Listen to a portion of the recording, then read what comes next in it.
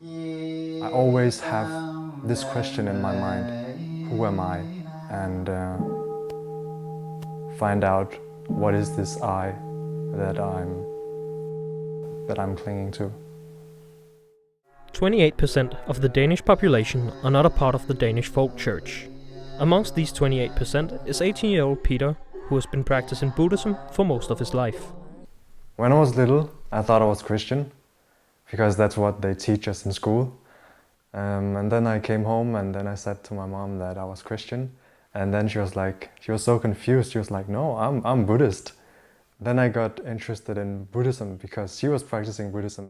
Buddhism is split into a wide variety of sub-branches that often emphasize or downplay different aspects of Buddhism in comparison to other Buddhist traditions. 1 year and a half ago, I became a monk. And then I met my master. He's a Zen master. There's not a lot of them in Europe. And he introduced me to Zen Buddhism. Yeah, and since then I've just practiced that. Before that, I was practicing Pure Land Buddhism. And that's because of my mom.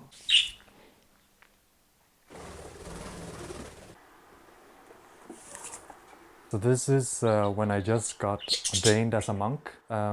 Not a full monk though. Normally the monk vows are 250, I only had 10, so I didn't have all the vows.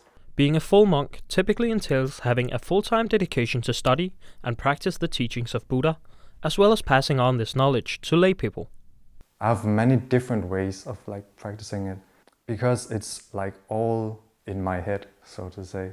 So that's what makes it so flexible. I can do whatever and practice Buddhism.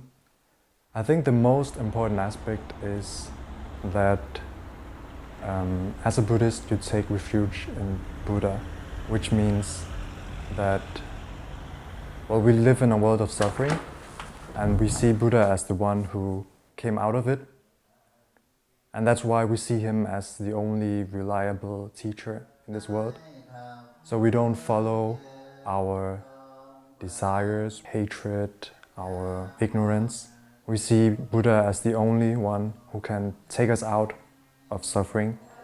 A typical ceremony at the temple in Tilst consists of the monk teaching the word of Buddha and reciting mantras. According to an inventory from the Center of Contemporary Religion, in 2020 there was a rough estimate of around 35,000 practicing Buddhists in Denmark. Of these, around 115 are registered members of the temple in Tilst. Yeah, monk or meet Buddhist now giác thanh.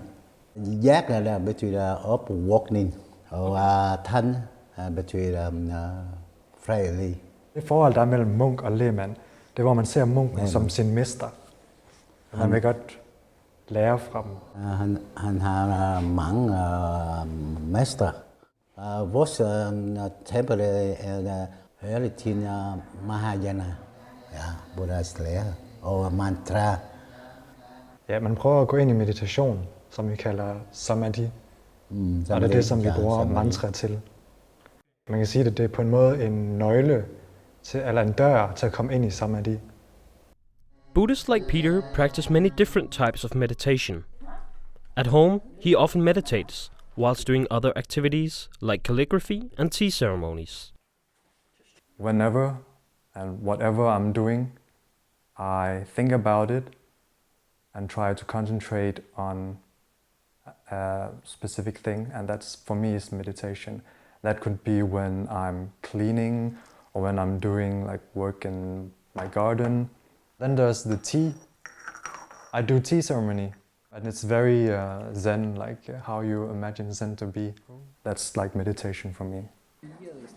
After each ceremony, volunteers make and share food with the other Buddhists for good karma and for an opportunity to connect with other members of the temple. So a lot of the Buddhists here are very faithful. They practice a lot, and that affects the whole community. I would actually say it's thriving here, but it feels like there's not a lot of people there, compared to when you see big ceremonies in Vietnam or China. And then here it's just a small house and a few people practicing it. you have like both good and bad seeds. And if you choose like to water the good seeds, then you'll see the fruit of that. But I think there's always dark seeds of your personality.